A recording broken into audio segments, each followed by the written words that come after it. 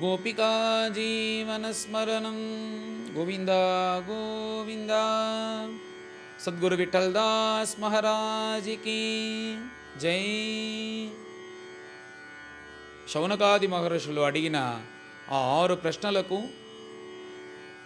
సమాధానం చెప్పేటప్పుడు దానికి ముందు తన గురుదేవులైన శుకాచార్యులను స్మరించేలాగా మొదటి 2 శ్లోకంలో శుకాచార్యుల గురించి సూత పౌరాణికులు ఇక్కడ చెప్పారు. ఎలాంటి శుకాచార్యులు అంటే యం ప్రవ్రజంతం అనుపేతం అపేతకృత్యం తరవహ అభినేదు అంటూ, ఇలా శుకదేవులు వ్యాసదేవుల యొక్క పుత్రులు. ఆయన ఇలా అడవిలో సంచారం చేసేటప్పుడు పుత్రా పుత్ర అంటూ పిలుచుకుంటూ వ్యాసదేవులు శుకాచార్యుల్ని వెంబట వెళ్తున్నారు. అప్పుడు వెళ్ళేటప్పుడు పుత్రాన్ని శుకాచార్యుల్ని పిలిస్తే అప్పుడు శుకాచార్యులు బదులు చెప్పకుండా అక్కడ ఉండే చెట్లన్నీ ఏమి ఏమి అని బదులిచ్చిందంట. ఎందుకు అలా ఇచ్చిందంటే ఆ శుకాచార్యులు అన్ని స్వరూపంలో భగవంతుణ్ణి చూస్తూ ఉన్నందువల్ల ఆ శుకాచార్యులు వేరు, ఈ చెట్లు వేరు అని కాదు కదా. సర్వత్ర బ్రహ్మదర్శనంతో ఉండే ఆ శుకాచార్యులు ఆయన బదులు చెప్పకుండా ఆ చెట్లన్నీ బదులు చెప్పింది. అంత పెద్ద మహాత్ములైన అలాంటి బ్రహ్మనిష్ఠులు అని ఆయనకు నమస్కారం అని మొదటి శ్లోకంలో చెప్పి, తర్వాత 2వ శ్లోకంలో యస్వానుభావం అఖిల శృతిసారం. ఇది భాగవతం అనేది ఏదో ఒక కవి కూర్చొని తన యొక్క సామర్థ్యంతో రచించినది కాదు. ఈ భాగవతం అనేది మన గురుదేవుల యొక్క స్వానుభావం. ఆ మనస్సులో ఉండే స్వానుభావం అనేది కొంచెం కొంచెంగా పొంగి బయటకు వచ్చి ఇలా మనకు దొరికింది.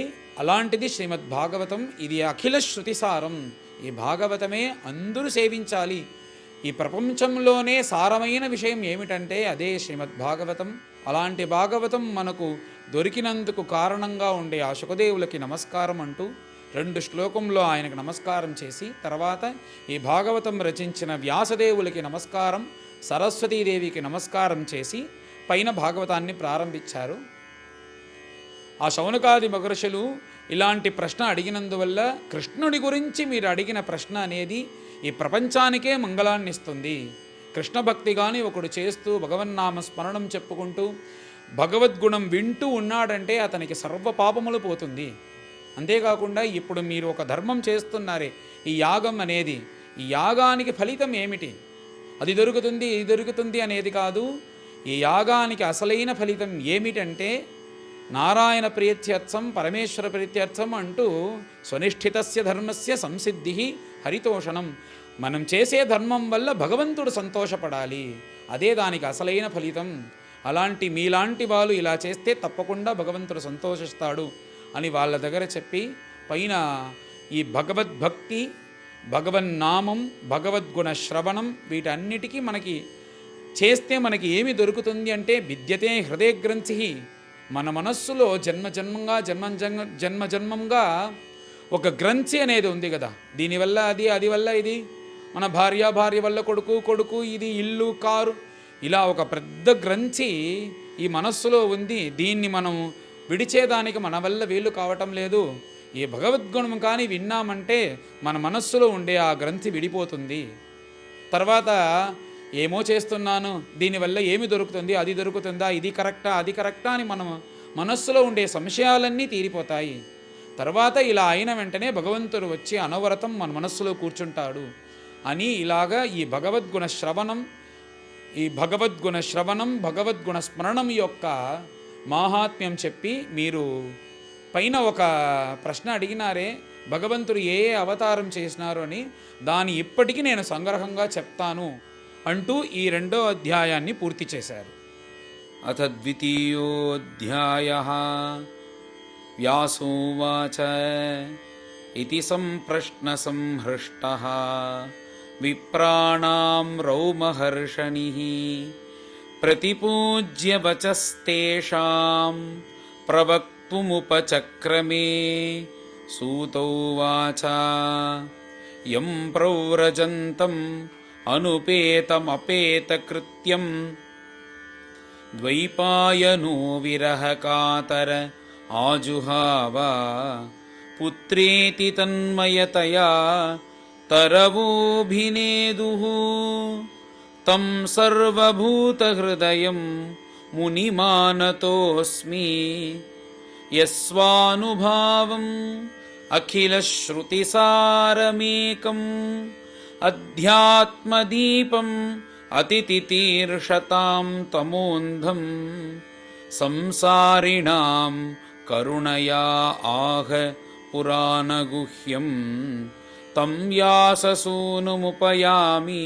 गुरुं मुनीनां नारायणं नमस्कृत्य नरं चैव नरोत्तमं देवीं सरस्वतीं व्यासं ततो जयमुदीरयेत् मुनयः साधु पृष्टोऽहं भवद्भिः लोकमङ्गलं यत्कृतः कृष्णसम्प्रश्नः येनात्मा सुप्रसीदति स वै पुंसां परो धर्मः यतो भक्तिः अधोक्षजे अहैतुकी अप्रतिहता ययात्मा सम्प्रसीदति वासुदेवे भगवति भक्तियोगः प्रयोजितः जनयत्याशु वैराग्यं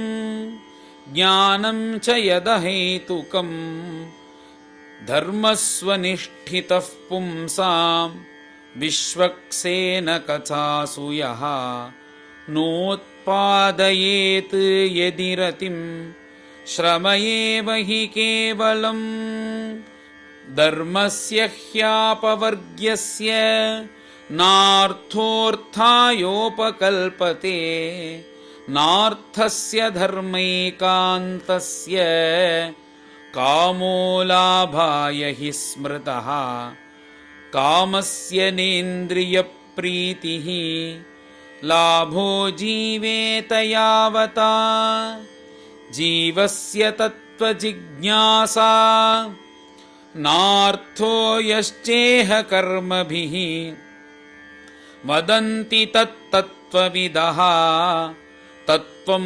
यज्ञानमद्वयम् ब्रह्मेति परमात्मेति भगवानिति शब्द्यते तच्छ्रद्धदाना मुनयः ज्ञानवैराग्ययुक्तया पश्यन्त्यात्मनि चात्मानं भक्त्या श्रुतगृहीतया अतः पुंभिः द्विजश्रेष्ठाः वर्णाश्रमविभागशः स्वनुष्ठितस्य धर्मस्य संसिद्धिः हरितोषणम् तस्मादेकेन मनसा भगवान् सात्वतां पतिः श्रोतव्यः कीर्तितव्यश्च ध्येयः पूज्यश्च नित्यदा यदनुध्यासिना युक्ताः कर्मग्रन्थिनिबन्धनं छिन्दन्ति कोविदास्तस्य को नु कुर्यात् कथारतिं शुश्रूषोः श्रद्दधानस्य वासुदेवकथारुचिः स्यान्महत्सेवया विप्राः पुण्यतीर्थनिषेवणात् शृण्वतां स्वकथां कृष्णः पुण्यश्रवणकीर्तनः हृद्यन्तस्थो ह्यभद्राणि विधुनोति सुहृत्सतां नष्टप्रायेषु अभद्रेषु नित्यं भागवतसेवया भगवती उत्तमश्लोके भक्तिर्भवति नैष्ठिकी तदा रजस्तमो भावाः कामलोभादयश्च ये चेतयेतैरनाविद्धं स्थितं सत्त्वे प्रसीदति